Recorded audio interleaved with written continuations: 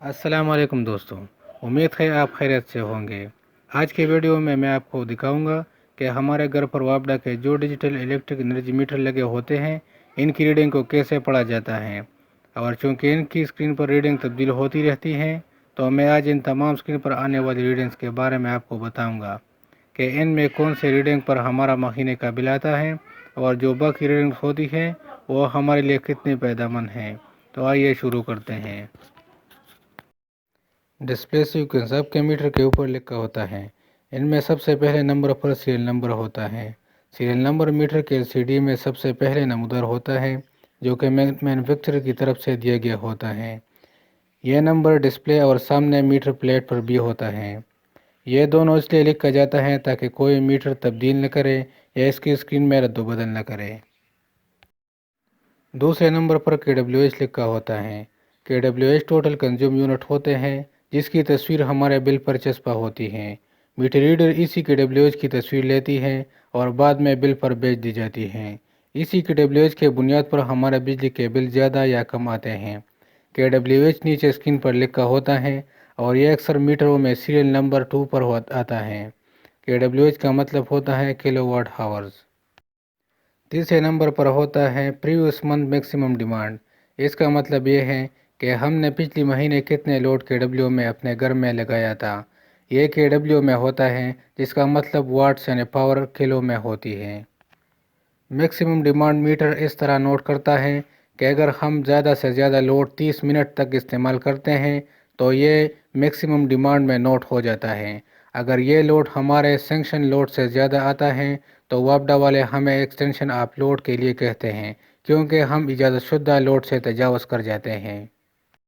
इसी तरह चौथे नंबर पर आपको शो होती है करंट मंथ मैक्सिमम डिमांड, यानी हमने इसी महीने में ज़्यादा से ज़्यादा लोड कितना इस्तेमाल किया। जैसे कि मैंने ऊपर जिक्र किया, यह बिल्कुल इसी तरह है। वो पिछले महीने का मैक्सिमम डिमांड था और ये इसी महीने का मैक्सिमम डिमांड होता है। सबसे आखिर में आपको मिलती है इंस्टेंटेनियस लोड KW में। इसका मतलब यह होता है लम्हाती लोड, जो कि हम अभी इस वक्त इस्तेमाल कर रहे होते हैं, यानी हमारे घर में इस वक्त कितना लोड चल रहा है। इन सब को किलोवाट में कैलकुलेट करके आपके सामने आपके मीटर आपको दिखाता है। अब मैं आपको एनर्जी मीटर के स्क्रीन पर मौजूद लाइटों के बारे में बताता हूँ। ये इंडिकेशन लाइट्स होती हैं जो कि मुख्तलिफ काम के लिए लगे होते हैं। इनमें सबसे पहले पावर का लाइट होता है। अगर बिजली ऑन हो तो यह लाइट ऑन रहता है, और बिजली न होने की सूरत में यह लाइट ऑफ रहती है। यह लाइट हमें पावर की इंडिकेशन देता है।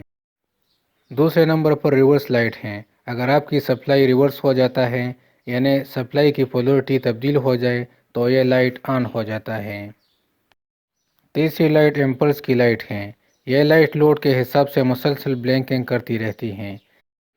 जब ये लाइट 3200 बार ब्लिंक करती हैं तो बिजली का 1 यूनिट पूरा हो जाता है और हमारा मीटर 1 यूनिट आगे चला जाता है। बाज़ मीटरों में 3200 की जगह 1000 लिखा होता है, यानी 1000 मरतबा ब्लिंक करने पर 1 यूनिट पूरा हो जाता है।